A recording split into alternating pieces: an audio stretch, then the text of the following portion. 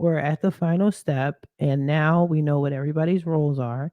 We know what should or shouldn't be on your credit report, how things should be reporting. We know what the sections are that will benefit you. You now need to start filing dispute letters against the credit bureaus or against these furnishers, and sometimes the credit bureaus as well.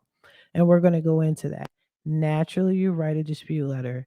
Naturally, you go through your credit report and point out all the negatives, all the violations. I've shown you guys how to do that. Follow that video and check it out, especially if you want to create your own effective letters that are very similar to mine and become a factual disputer. Follow those videos. Now, I'm not going to do the letters here because I just did a video on that, but I will show you guys how to file a complaint with both the CFPB and the FTC. So let's start off with the CFPB. So you want to go to the CFPB here. It is a pretty good website. It explains things pretty thoroughly. Try not to get lost with all of these options here. Just stay focused. But if you want to take the time out to look at it, and by all means, do what you got to do. But you want to you want to click on submit a complaint, and it will take you here. Okay. Now, I'm not going to go through the process on filing a CFPB complaint because, again, I've done that already. You can check out my videos and I will take you through the step by step process. But you can file a complaint with consumerfinance.gov. That's how you get to the CFPB, or you can just Google file a complaint with the CFPB and it will take you here. Now, if you need to know a little bit more, the Q&As are pretty good, pretty detailed. Here it says find answers before you start a complaint, which is pretty important, especially if you didn't know about this already. So it says here, which products and services can I complain about? And you just click on it and it will tell you. So anything from checking and savings account, credit cards, mortgages, payday loans, debt collection, and credit management, so on and so forth.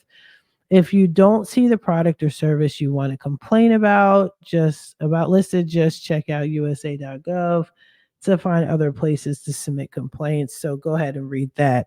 Now, I think I told you guys the story. If not, I'll do a story time on it. I don't mind.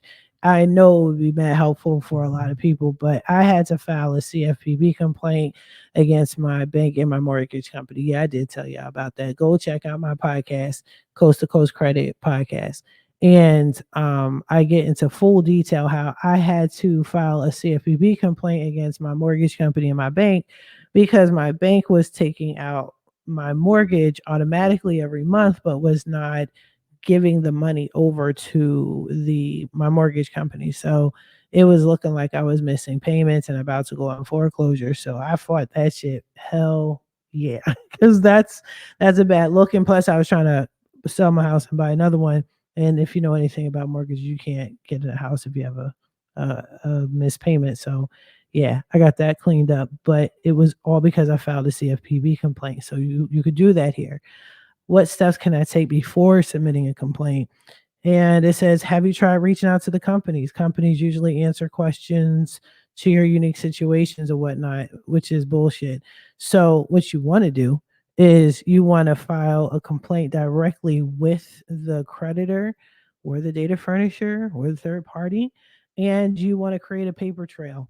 So when you do file a complaint, you can upload that to the CFPB portal if that's what you want to do, or what you can do if you're like me and you do not dispute directly with the creditor, what you can do is take your dispute letters that you filed directly with the credit bureaus and upload it, because again, the creditor and the data furnisher are notified either way.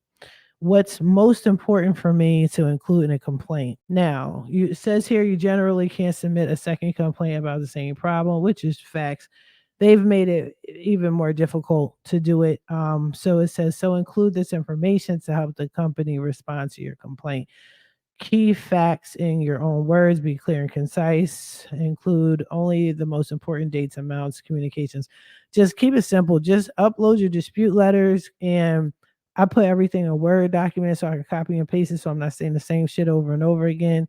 and just give it to them and itemize everything. That's what I'm saying. Nitpick. If you're going to complain, if you're going to be a Karen and complain about your own shit and report this. Report it and itemize everything and highlight everything and force these people to address these inaccuracies that they have been putting on your credit report that's been holding you back. Documents, give as much documents as possible. If you don't have a whole lot, again, just lean on your dispute letters, and that's good enough, because if you follow my direction on how to write a good dispute letter, it's so thorough and detailed. You really don't need to provide any more information. This is more than enough. Okay. Company you're complaining about, that's obvious, but it's going to walk you through that. You'll see that when you file the complaint. Your contact information. Do not send a picture. Don't sign shit. Like, don't send them anything where you have to sign anything. Okay.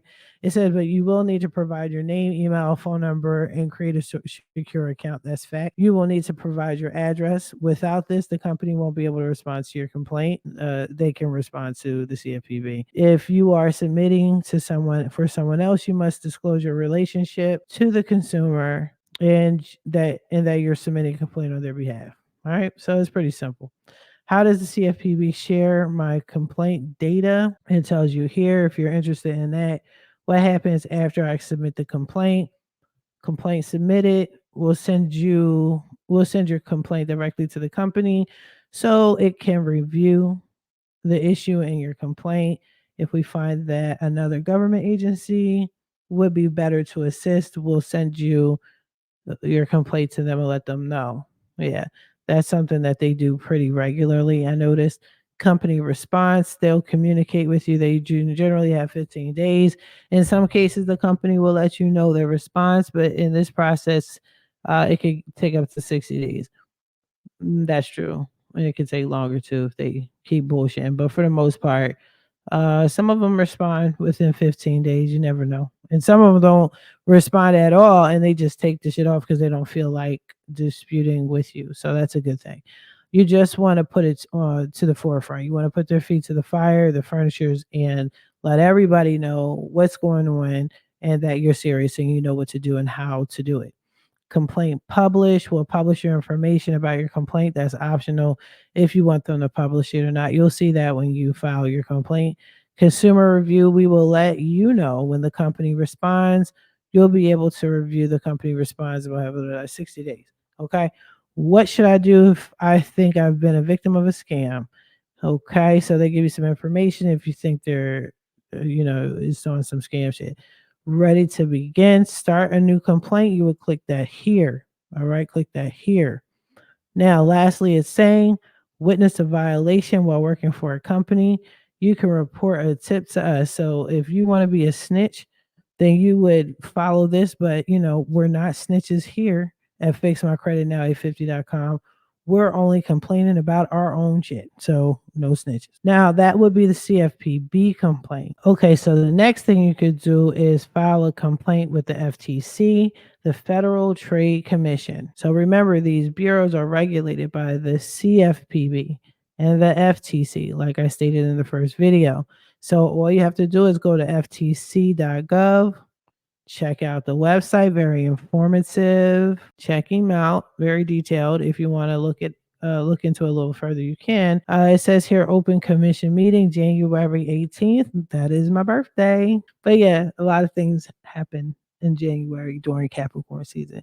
So what you want to do is scroll over here, the FTC, report to the FTC.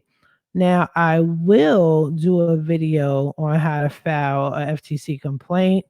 I think this is the only one I've never done a video on. So yeah, I'll definitely take care of that for you guys if you want me to walk you through it. And once you click on it, as you can see, it's dumb easy to navigate through. Really, really, really easy.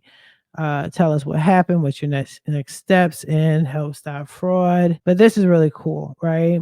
So way back in the day prior to the pandemic, some people that were credit repair specialists, instead of doing dispute letters, they used to just get on here and file a FTC report.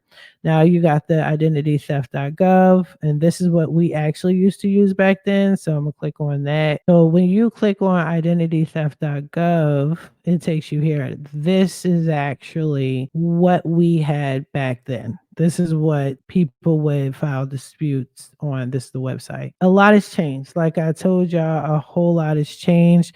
I will teach you what I know and what worked back then, but it was identitytheft.gov, not necessarily here. It looks like here you would need to report fraud, but I'll just walk you guys through. Don't worry, I got y'all. I'll do a detailed video on the FTC, but the FTC is pretty powerful, pretty major. This is the do not call registry.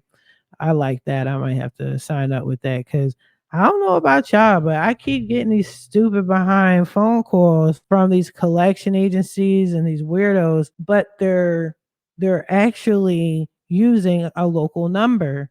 So like I still have a Philly number and it's like Philly phone number, Delaware County, Chester, all that. And it's like, oh, it's probably family or people I know or someone need to reconnect with.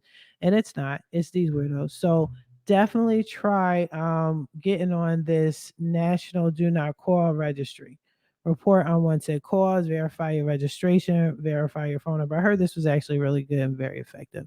But anyway, not to get off track, but you can report your stuff is the whole point. So report these people, take care of the negatives that's on your credit report. Once they go, you already know you are now headed to a positive credit future. If you need trade lines because you've had too many negatives removed from your credit report and you notice that your credit score dropped drastically, I got you. I'll help you with trade lines. You know, I have access to 600 trade lines. And then I will also show you how to make your own trade lines into a positive trade line reporting on your credit report moving forward. But there's so many things you could do. There's so many options. And now you should be able to fully, completely understand what's going on with these collections, what the violations are, what they mean, and how to get rid of them on your credit report. Now, in the meantime, I'm gonna let y'all go. It's been amazing talking to you guys. Hopefully, this was helpful. Be sure to like, comment, subscribe, share, all that good stuff. I'm seeing people starting to comment now. Okay. I see y'all subscribing too. Like it's bananas. Like within the past 24 hours, I think I got like 10 subbies. So I respect y'all for that. Thank you for trusting me. Thank you for listening to me drawling and rambling. Hopefully, this is giving you guys good information. Thank you for getting on Fix My Credit Now, 850.com, downloading that PI letter. If you haven't done so already, it is free.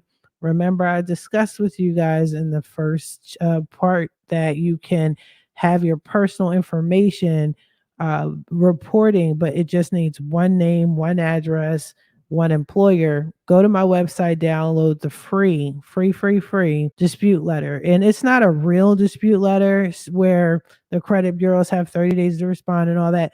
No, this is actually a very well written dispute letter that I use. I call it a dispute letter. It's a personal information letter that you send to all the credit bureaus, all 63 of them if you want to. If LexisNexis has the information wrong, you send it to them. If Innovis has it wrong, send it to them. Sage Dream, the 3Bs, whomever, fill it out, let them know you have one name, this is what it looks like. You have one address, this is what it looks like. You have one employer, this is who they are, and send it to them. You can literally send it to them every single day until they correct that information. Do not forget, that is where you need to put a picture of your ID.